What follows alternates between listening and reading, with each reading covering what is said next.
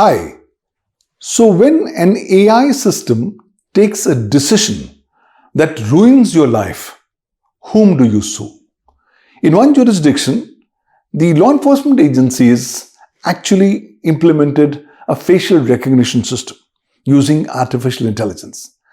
According to that facial recognition system, somebody was guilty of having committed some crime. So consequently, the police arrested the said person, only to later find out that this person had not done anything illegal in his life, but it was a glitch in the facial recognition AI system. Now, if this person was arrested as a result of wrongful reliance upon AI programs or facial recognition algorithms, who was going to be held accountable and responsible? Similarly, these driverless cars are the new paradigm of today's times. So once a driverless car hits a pedestrian and he dies, the legal heirs of that pedestrian sues whom? Just the company who provides this driverless car, or the person who's written the particular code, or the company who's actually gone ahead and marketed those particular driverless cars. These and a variety of other issues are telling us that artificial intelligence is not just a mere lip service element in our lives. Artificial intelligence has become an integral part of our day-to-day lives. But while we are so much ingrained into this fabric of artificial intelligence, we are not beginning to realize that this artificial intelligence is beginning to throw up large number of legal, policy, and regulatory issues. The biggest issue is the time has come that artificial intelligence will have to be regulated. That means a new discipline of law has to evolve, known as artificial intelligence law. But when I look at the landscape globally, I find that's a big problem. Large number of stakeholders are saying, hold on, my traditional laws will be equally applicable to artificial intelligence, and that I do not really require any new laws on artificial intelligence. Well, it's something like saying that I'm going to be writing tomorrow's history with yesterday's ink.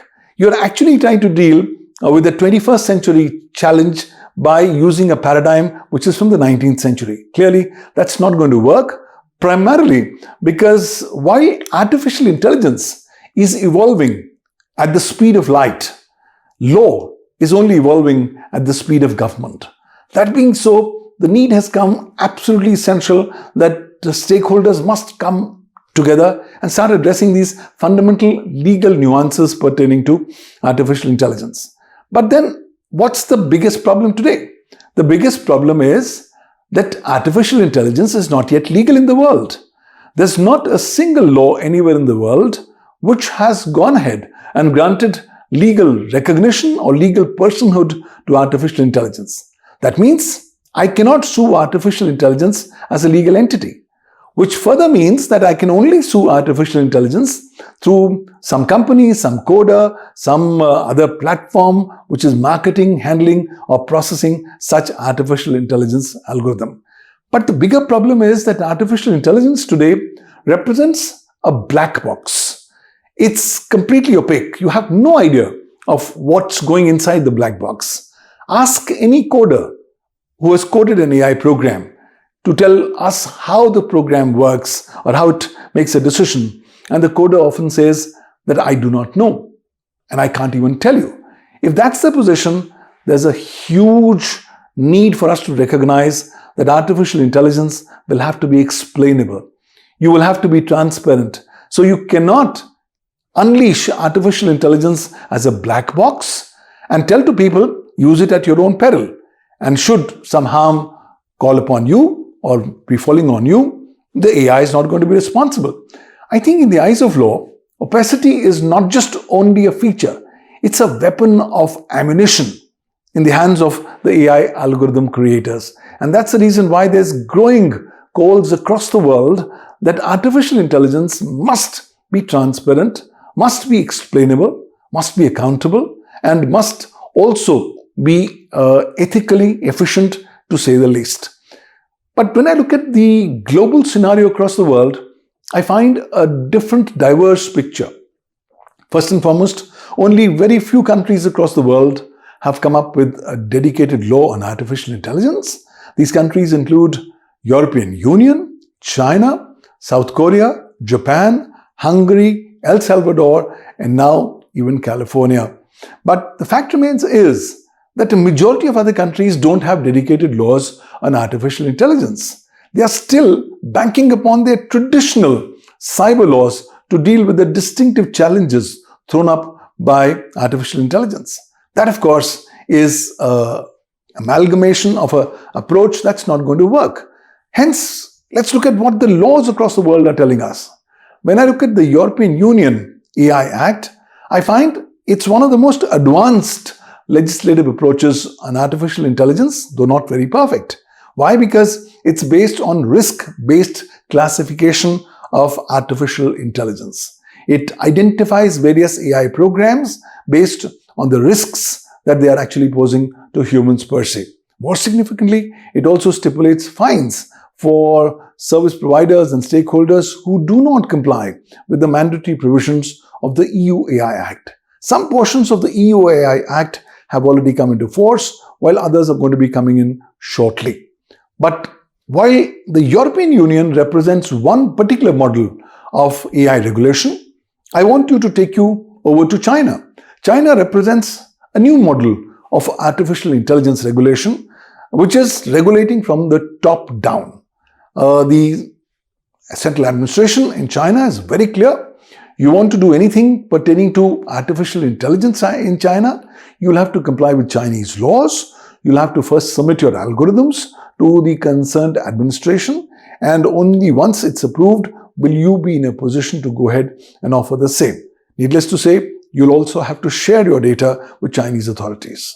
So these are representing two distinctive ends of the spectrum. But when I look at other countries like South Korea's law, it's representing yet another third way of how AI could potentially be regulated. Japan is trying to adopt its own golden balance in the area of artificial intelligence regulation. Hungary is also coming up with its own national model. But then El Salvador is believing more on national protectionism, where it's specifically focusing on saying that should you be harmed by an AI algorithm created in El Salvador, you will have to only sue the coders in El Salvador and nowhere else. Now, when I look at California's SB 53, it's very clear that this is potentially one of the first laws across the world which is focusing on AI safety at large. And that's not all. Large number of other countries are still going to be coming up with new laws. As per one estimate, in the year 2026, there are more than 200 legislative proposals about different aspects of regulation of artificial intelligence, which are pending in different legislatures across the world and are in different stages of legislative drafting and legislative enactment. So one thing is very clear. 2025 was the year when the question was, should AI be regulated or not? 2026, that's no longer the question. 2026, the important issue is that once AI causes harm to humans, how will the said harms be mitigated and what will be the legal ramifications? Hence, the need for reining in artificial intelligence by appropriate human command-related legislation becomes a matter of topmost priority. No wonder I've actually said in various of my columns that 2026 marks the end of the era of voluntary ethics, and we are actually walking into a new era of binding norms pertaining to regulation of artificial intelligence. But when I look at, broadly speaking, artificial intelligence legislations across the world, I find that none of these legislations have yet dealt with the crucial and yet controversial issue pertaining to AI personhood or legal personhood granted to artificial intelligence. I understand the hesitancy of lawmakers that let's be very careful before we walk in the direction of granting personhood to artificial intelligence. But I think with AI growing in such remarkable manner, with such remarkable speed, it's only logical for us to expect that we must first look at conditional personhood of artificial intelligence and thereafter look at complete full personhood of artificial intelligence in the times to come. Why? Because today when I talk with you, we already have seen the era of generative artificial intelligence. We have already begun the era of agentic AI, where people started using AI agents for their daily jobs and daily activities. But then that's not sufficient. Very quickly, we would be seeing the coming of AGI, or artificial general intelligence, before the world finally congregates in the age of superintelligence. Superintelligence will be that intelligence that will beat and surpass the cumulative intelligence of humanity as a race. So, once that's going to be happening, it's very clear that you will have to start your homework for regulating AI now. You cannot build a demon and let it grow to full size and then say, oops, now let's start thinking about trying to control the demon. That's not going to be happening. That's a reason why the focus on human command, human control over AI has become of crucial necessity. When I look at today, the entire issue of AI and its accountability, I find that this has potentially become one of the most significant themes of our times. AI will have to be accountable for its actions. You cannot take the stand that the algorithm did it. The algorithm decided and we can't do anything. Sorry, that's not the stand that's going to be tenable in the eyes of law. Why? Because algorithms have started causing harm to humans. That's the reason I've launched the Global AI Harms Registry, which is collating all kinds of instances pertaining to 9 different categories of AI harms that we have identified. Because today, these incidents pertaining to AI harms are few and far in between. Until such time we don't have actual amount of evidence, people are not yet willing to believe that AI has already begun to start causing harm to humans. Now, pursuant to the data that's going to be collected by the Global AI Harms Registry, legal principles can then be evolved for the purposes of regulation of such AI harms and mitigating of the effects of such AI harms. But practically speaking, I think the time has come where we must start putting in legal guardrails at the time of building artificial intelligence. And therefore, artificial intelligence accountability by design has to be the starting point of today's time. You must build a cage before setting loose a lion, rather than wait for the time till such time the lion has already mauled someone. So you will have to start inculcating the guardrails as the integral building process of artificial intelligence at this time you are going ahead and building new AI algorithms. More importantly, it will be very imperative for stakeholders to conduct AI impact assessments in order to find out what could be the potential impact of these artificial intelligence algorithms on the lives of people at large. And finally, there'll have to be constant human command, human in the loop for everything. And should AI take a decision that's going to impact humans, the ultimate human command and human control must be there. But that's pertaining to just generative artificial intelligence. What about agentic AI? Agentic AI refers to that age where we have all started using AI agents. These are agents which are capable of doing small activities at 500 times more efficiency than that of humans. That being so, AI agents have begun to start acting independently. My agent is going to do something independently without my knowing about it. The question is, am I going to be liable? Am I going to be bound down by the action of my AI agent? So the problem is, till now, we were only concerned about AI that thinks. But hold on, while we were busy thinking about the AI that thinks, here is the AI that's come in that actually does things. And unfortunately, the law has no answer to what AI does. And that's the need. The need has come for even more relevance that we must go ahead and legally regulate agentic AI and their agents.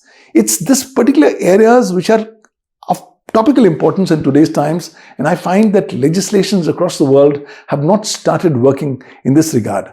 That's the reason in 2026 early, I launched 2 frameworks.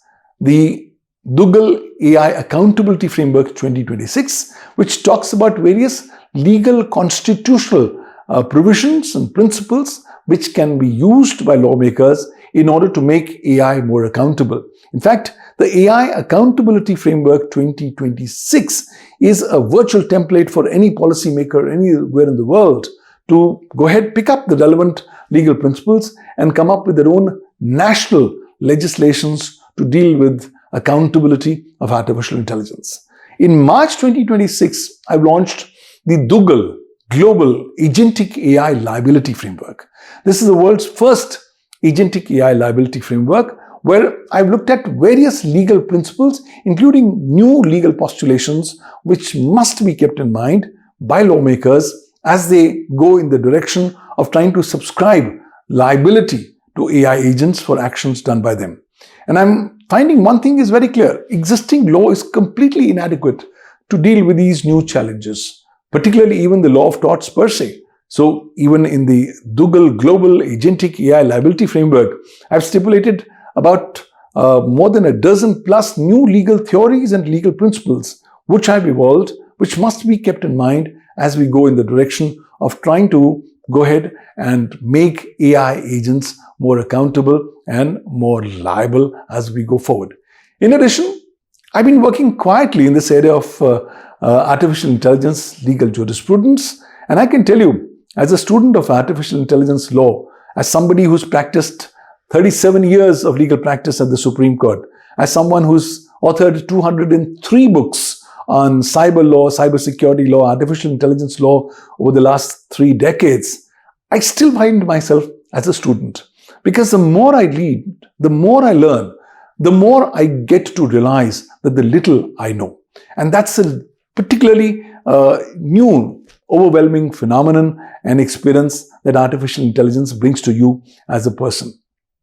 Well, in September 2025, the world witnessed the organization of the Global Summit on Artificial Intelligence, Emerging Tech, Law and Governance 2025, which I duly chaired as the summit chair. In that particular conference, I came up with a Duggal doctrine of 10 universal legal principles which must be kept in mind by governments and lawmakers as they come up with new approaches in this particular direction of regulating not just artificial intelligence, but also emerging technologies. Since then, I have also published my book called Regulating AI Vortex, the Duggal Doctrine, which further goes ahead and elaborates the different facets of the legal principles enshrined in the Duggal Doctrine.